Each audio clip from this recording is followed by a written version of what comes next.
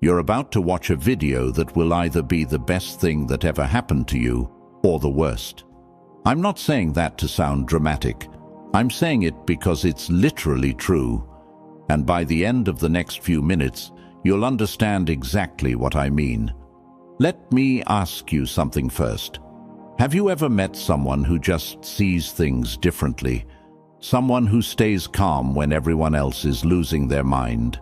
Someone who makes decisions with a kind of quiet confidence that makes you wonder, what does that person know that I don't?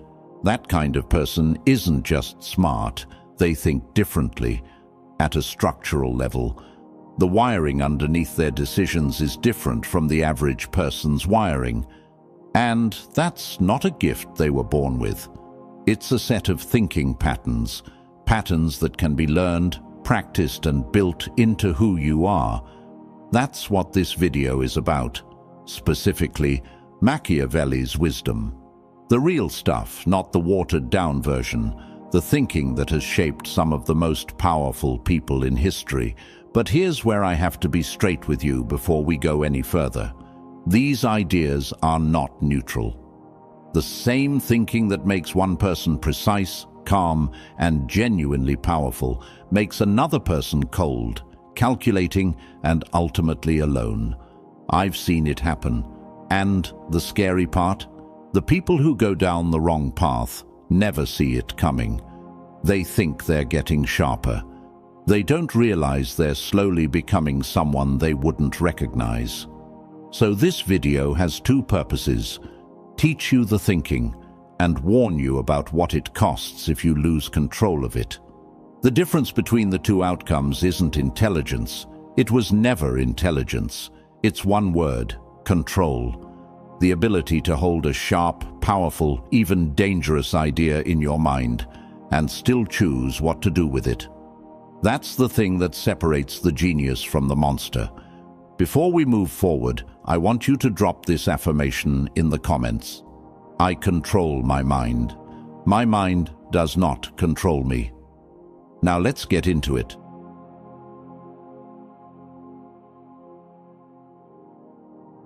Most people think intelligence is about how much you know. It isn't. It's about how you think. The process underneath the decision, the system behind the response. And there are 5 specific thinking patterns that elite minds use. Patterns that most people never develop because nobody teaches them directly. Number 1, the inversion mind. Everyone talks about chasing success.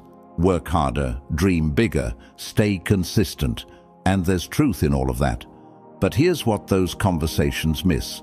Most people fail, not because they didn't try hard enough, but because they never identified what was going to destroy them in the first place. Inversion thinking flips the question. Instead of asking, how do I succeed? You ask, what causes failure here, and how do I eliminate it? Charlie Munger built his entire investing philosophy around this. He said, tell me where I'm going to die, so I never go there. Think about it in your own life. Instead of asking how to build a stronger relationship, ask what consistently kills relationships: dishonesty, contempt, taking someone for granted, and stop doing those things. Instead of asking how to build a business, ask what kills businesses at every stage: poor cash flow, hiring wrong, ignoring the customer, and remove those threats before they hit you. This isn't pessimism, it's precision. You're not focusing on what can go wrong because you're scared. You're focusing on it because you're serious. Winners don't just chase outcomes, they remove what destroys them. That's the first shift. Number 2, learning how to learn. 2 people read the same book. One walks away with a list of facts. The other walks away with a new way of seeing the world. Same book. Completely different outcomes. The difference isn't natural talent. It's that the second person studies how they absorb information, not just what the information says. This is metacognition, thinking about your thinking. and almost nobody practices it deliberately. When do you actually retain information best? Early morning or late night? Do you learn faster by reading, by watching, or by doing? Do you need to teach something to really lock it in? What's the gap between what you understand in the moment and what you can actually apply 3 weeks later? Most people never ask these questions. They just consume more content, more books, more videos, and wonder why nothing seems to stick or change their actual behavior. The bottleneck isn't the information, it's how you're processing it. Start studying yourself as a learner. Map your patterns, figure out your optimal conditions. Because once you understand how your brain actually absorbs and retains things, you stop competing on volume and start competing on depth. Same information, different brain, different result. Number 3, destroying your own beliefs. Here's a test. Think of something you believe strongly right now. Doesn't matter what it is, personal, about yourself, about how the world works. Now ask yourself this: what is the strongest possible argument against that belief? Not the weakest argument, not the straw man version, the best, most uncomfortable, most logically solid case for why you might be wrong. Can you do it? If you can't, that's a problem. Not because you're stupid, but because it means you've been holding a belief without actually understanding it. You've been defending a position without ever stress testing it. And a belief that has never been tested is not a conviction. It's just a habit you've gotten comfortable with. Socratic thinking, the practice of attacking your own ideas before anyone else does, is one of the rarest skills a person can develop. It's uncomfortable. It makes you feel unstable at first because things you thought were solid start to wobble. But on the other side of that discomfort is something more valuable than being right. It's actually knowing what's true. Weak minds defend opinions. Strong minds attack their own thinking. The ones who do this consistently don't just believe things, they understand what they believe and why. And that's a completely different kind of confidence, not louder, deeper. Machiavelli once said, "Everyone sees what you appear to be. Few experience what you really are." Most people's beliefs are built on appearance, on what sounds right, on what their circle agrees with, on what makes them feel good about themselves. Real thinking goes underneath that. It asks what is actually true, even when the answer is inconvenient.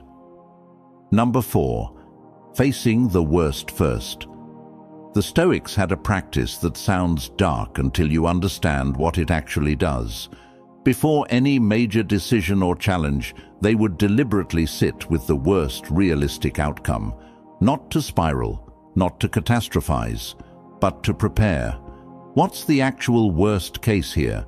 What do I lose? How does it feel? What do I do when that happens? Here's what that practice builds over time. 2 things. First, setbacks stop being surprises, because you've already sat with them mentally. When something goes sideways, you don't freeze. You move, because you've rehearsed this moment. Second, you become emotionally stable in a way that people around you will notice and not fully understand. Small problems lose their grip on you because you've already mentally survived something much bigger. Most people do the opposite. They run the perfect scenario in their head on repeat. They imagine the win, the applause, the way things look when everything goes right. And then when reality shows up, and reality is always messier than the fantasy, they collapse. Not because they're weak, but because they were completely unprepared. Prepare for failure, then go build the best possible outcome. That sequence, in that order, is what keeps you calm, clear, and functional when the pressure hits. Number 5, identity over discipline. Discipline breaks under enough stress, enough tiredness, enough bad days in a row. The willpower runs out. You know this from your own life. You've felt it. Identity doesn't break the same way. There's a guy who forces himself to work out every morning through pure discipline. He fights the alarm. He fights the resistance. Some days he wins, some days he doesn't. Then there's a guy who just is an athlete. He doesn't fight the resistance the same way, because not working out would feel wrong to him at a fundamental level. It would violate who he is. Same behavior. But one is powered by willpower and one is powered by identity. And they are not equally reliable. The shift is this: stop trying to force behaviors and start building the identity of the person who does those behaviors naturally. Every time you sit down and read when you don't feel like it, you're casting a vote for the identity of someone who reads. Every time you stay calm under pressure, you're building the identity of someone known for composure. The behavior first. The identity solidifies behind it. Machiavelli once said, "It is not titles that honor men, but men that honor titles." The title doesn't make you the person. You become the person, and then you carry the title accordingly. Identity before achievement. Become it first. The results follow. You don't force actions. You become the type of person who does them. That's the last, and maybe the most powerful shift in this section. Drop this affirmation in the comments. I am who I build. At this point, you have 5 thinking tools that most people never develop. Inversion thinking, metacognition, Socratic self-examination, negative visualization, identity building. If you actually apply even 2 of these consistently, your life will look different in 6 months. That's not exaggeration. But here's where things get dangerous. Because these patterns don't just sharpen you, they change you. And if you're not watching carefully, that change moves in a direction you didn't choose. This next chapter is what nobody in the self-improvement space wants to talk about, and it's the most important thing I'm going to tell you today. This section is uncomfortable. I'm not going to dress it up. And if you're the kind of person who takes thinking seriously, who actually tries to grow, then what I'm about to describe is going to feel personally familiar. Because this is what happens to sharp minds that go unchecked. Number 1, the impatience that grows inside you. It starts quiet, almost invisible. You start noticing things in conversations you never noticed before. The logical gaps, the assumptions people make without realizing it, the way people reach conclusions without any real thinking behind them. And at first you try to engage. You offer a different angle, you ask a better question, you try to bridge the gap. But it doesn't always land. People get defensive, or they look at you like you're speaking a different language, or they agree in the moment and then think the exact same way 5 minutes later. And slowly, without making a conscious decision about it, you stop trying. You stop explaining. You stop bridging. You just move past people, not with anger, with dismissal. This feels like clarity, like you're just being efficient, not wasting energy on conversations that go nowhere. It isn't clarity. It's the first crack in your connection to the world around you. Real power, real influence requires patience. The ability to bring people along, not just move ahead of them. A leader who walks too far ahead isn't leading. He's just walking alone. Number 2, forgetting what confusion felt like. When you genuinely put in the work, when you develop real thinking skills and see results, you forget what it felt like before you had those tools. You forget the confusion, the frustration of not being able to see what now feels obvious, the time it took. And once you forget that, you start expecting others to just get it.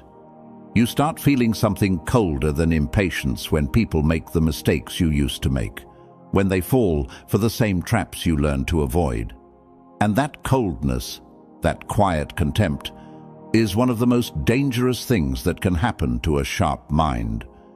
Because contempt shuts down empathy, and without empathy, you lose the ability to actually understand people. You can analyze them, you can observe their behavior patterns, but you stop understanding them. And a mind that can't understand people, truly understand, not just observe, is a mind that will keep making critical blind spots in every major decision it makes. You didn't become smarter, you became disconnected. Those are not the same thing. Number 3, the isolation you don't notice. Nobody announces this one. It just happens. You start thinking differently, which means you start relating differently. The gap between how you see the world and how most people around you see it gets wider, slowly at first, then faster. Conversations that used to engage you start feeling shallow. Small talk starts feeling like static, and you pull back, not dramatically, but quietly. You're in the room, but you're not really there. And you tell yourself it's okay. You frame it as focus, as standards, as not wasting time on low-quality interactions. But there's a version of that story where it isn't discipline. It's loneliness that learned how to justify itself. And the two look identical from the inside. The most powerful minds in history were deeply connected to people, not isolated from them. Lincoln had advisors who disagreed with him constantly, and he wanted them in the room. Da Vinci moved through social circles of every kind: artists, scientists, engineers, nobles, commoners. Churchill, at his worst moments of isolation, recognized it as a weakness, not a feature. Thinking differently doesn't mean connecting less. It means connecting more intentionally. The isolation isn't a sign of growth, it's a warning sign. Number 4, the feedback illusion, the most dangerous trap. This is the one that destroys people who thought they were past this kind of mistake. When you develop a sharp mind and start making good calls, when you build a track record of being right, something shifts in how people treat you. They stop correcting you. They stop pushing back. They let you run with ideas, even when those ideas have real holes in them. And your brain reads that as confirmation. The silence feels like agreement. The absence of challenge feels like proof that you're right. But here's what's actually happening. People stopped correcting you because you intimidate them. Because they assume you know more than they do. Because the last few times they pushed back, you had a response for everything. And eventually, they stopped trying. The silence isn't respect, it's avoidance. And it's the most dangerous environment a sharp mind can operate in, because it removes the one thing that keeps thinking honest: real resistance. A mind with no resistance gets soft, no matter how sharp it started. You need people who will tell you what you don't want to hear. And if the people around you have stopped doing that, either find people who will, or seriously examine what you've done to make honesty feel unsafe in your presence. The moment people stop challenging you is the moment you start declining. Not dramatically, quietly, and by the time you notice, the damage is already deep. This is how the monster is made. Not through a single dramatic choice, not through deciding to be cruel, through slow distance, impatience that grows, empathy that fades, isolation that deepens, feedback that disappears, and a mind that gets sharper in theory while getting more wrong in practice. The question now is, how do you stop it?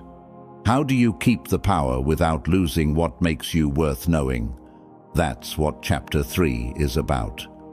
And this is the part people skip because it sounds soft. It's not. This is actually the hardest part. Let me be direct about something. Everything in this section sounds simple, and it is simple to understand, but it is genuinely difficult to do because it requires you to actively work against the ego that sharp thinking tends to build. That's the challenge, not the concepts. The consistent execution of them when your own mind is telling you that you're already fine. Number 1. Hunt for brutal feedback. Actively. Here's the reality. People will not give you honest feedback by default. Not when you've established yourself as someone who knows what they're doing. Not when you've made it subtly clear in the past that you have a response for every critique. They will soften the truth until it doesn't land. They will nod along. They will let things go. So you can't wait for honest feedback to show up. You have to go hunting for it. This means asking specific, uncomfortable questions and actually listening to the answers. Not "what do you think?" which gets you polished, safe responses. But what's the biggest mistake I'm making right now? Where am I wrong in how I'm approaching this? What would you change if this were your decision? And then, the hard part, when someone answers, you don't defend, you don't explain, you don't immediately frame their feedback as a misunderstanding. You sit with it. This also means actively finding people who will push back, not people who are contrarian for sport, people who are sharp enough to see your blind spots and honest enough to tell you about them. Those people are rare. When you find them, protect those relationships. Make honesty safe in your presence. Reward the hard truth, not the comfortable answer. Because if you only hear what you want to hear, even if what you want to hear is accurate most of the time, you are flying with faulty instruments. And eventually, you'll make a decision that the honest feedback would have caught. Machiavelli once said, "A prince who is not himself wise cannot be well advised." Not just advised, well advised. There's a massive gap between the two. Anyone can find people who will agree with them. The rare skill is building an environment where the truth actually reaches you, and you're wise enough to use it. Number 2. Stay anchored in reality. A sharp mind that lives mostly in its own head starts to trust its models more than the real world. You build mental frameworks for how things work, and the frameworks are good, really good, but they're still models. Simplified versions of a complicated reality, and the moment you start treating the model as more reliable than the actual evidence in front of you, you've crossed from smart to arrogant. Reality is the only real test. Not how logical something sounds, not how well you can defend it in an argument. What actually happens when you put it in contact with the real world, that's the test. And there's no substitute for it. Stay in the game, build things, test things, make decisions, watch what happens, adjust. Don't spend so much time thinking about action that you stop actually taking it. Because theory without action is just a very sophisticated way of avoiding feedback. The sharpest thinkers I've ever studied, the ones who built things that lasted, they all had one thing in common. They loved being wrong in small ways, fast, so they could be right in big ways later. They didn't protect their ideas, they tested them. There's a kind of intellectual courage in that, putting your thinking in contact with the real world and letting reality have the final word. Stay grounded. Stay in the game. Let reality teach you what your own mind can't. Now, I want you to drop this affirmation in the comments. I stay grounded always. Number 3. Build your personal code before power tests it. This is non-negotiable, and the timing matters more than most people realize. Power doesn't reveal character, it amplifies it. Whatever you are before you have influence, leverage, resources, or skill, power takes that and makes it bigger. If you haven't clearly defined your values before you gain power, The power will simply amplify the worst parts of you. The impatience, the coldness, the willingness to use people as instruments. It won't do this dramatically. It will do it gradually, through a series of small compromises that each seem reasonable in the moment. A personal code is a set of rules you establish in a calm moment, before the pressure is on, before the temptation is real. What lines won't you cross, even if crossing them would win? What will you sacrifice rather than compromise? How do you treat people who can't do anything for you? How do you behave when no one is watching? These aren't abstract moral questions. They're practical decisions that determine who you are when things get hard. And if you haven't made those decisions deliberately, in advance, then you'll make them reactively, under pressure, with your ego involved. And those decisions are almost always worse. Without a code, intelligence becomes a weapon you can't control. With a code, it becomes something you can actually trust. The strongest version of yourself is not the most capable version. It's the most capable version that still knows what it stands for. Number 4. See clearly. Choose not to exploit. This is the line, right here. This is what separates every outcome we've talked about today. When you develop real understanding of people, how they think, what drives their decisions, what their fears and wants actually are underneath what they say, you gain something genuinely powerful. You can connect more deeply. You can lead more effectively. You can understand what someone needs, even when they can't articulate it themselves. Or you can use that same understanding to manipulate, to push the buttons you've learned how to find, to get what you want from someone while giving them the feeling that it was their own idea. Both are options. The understanding doesn't make the choice for you. Here's what the manipulation path actually looks like long-term. It works in the short run and destroys everything in the long run. Because manipulation requires maintaining a gap between what's real and what you've sold someone. That gap takes constant energy to manage, and people, over time, feel it, even when they can't name it. Trust erodes, relationships hollow out, and you end up alone, technically capable, with no one around you who knows who you actually are. Real power doesn't need manipulation. Real power builds environments where people want to do what serves everyone. Real power understands people well enough to lead them without deceiving them. That is harder. It takes longer. But it's the only kind of power that actually compounds over time. Machiavelli once said, "The lion cannot protect himself from traps, and the fox cannot defend himself from wolves. One must therefore be a fox to recognize traps, and a lion to frighten wolves. See it all. Understand it all, and then use that understanding to build, not to break." The fox recognizes the trap and avoids it. That's power. Power isn't in manipulation, it's in restraint.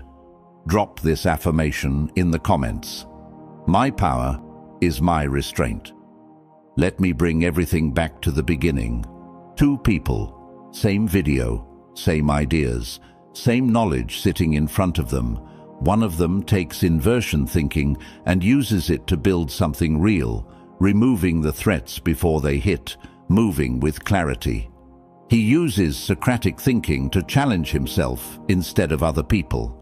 He uses negative visualization to stay calm under pressure because he's already mentally survived the worst. He builds his identity around who he's becoming. He hunts for feedback. He stays grounded. He defines his code.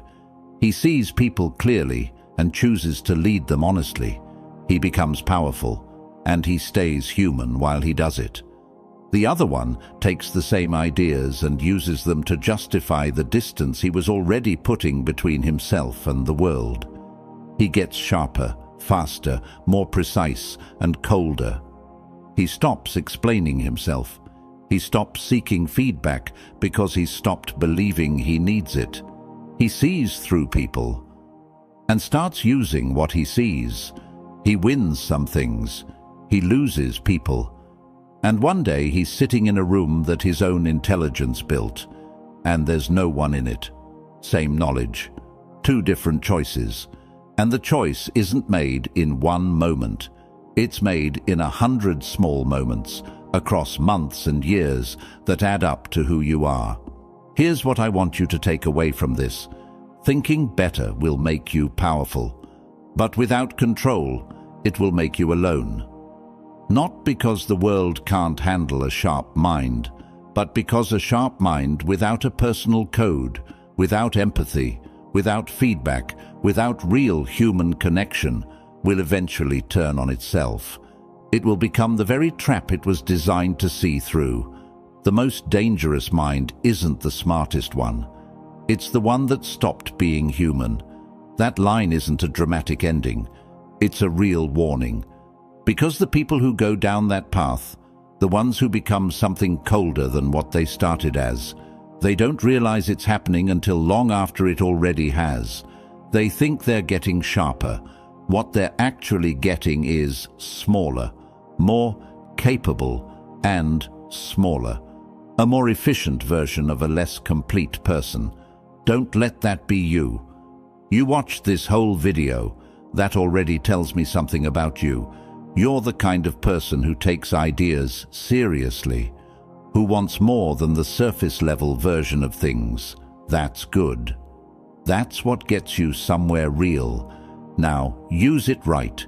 Before you go, if this video made you think, if even one idea shifted something in how you see yourself or the world around you, hit the like button and share it with someone you think is ready. Not everyone is, but you know someone who is. And if you haven't subscribed yet, do it now. Not because of what's already here, but because of where this channel is going. These are the conversations most places won't have. We're going to keep having them. Drop this final affirmation in the comments. I grow. I stay human. Because that's the whole game. Grow. Stay sharp. Stay grounded. Stay connected to what makes you worth becoming in the first place. The question was simple. After this video, are you becoming a genius or something far more dangerous? The answer is yours to make. Make it carefully.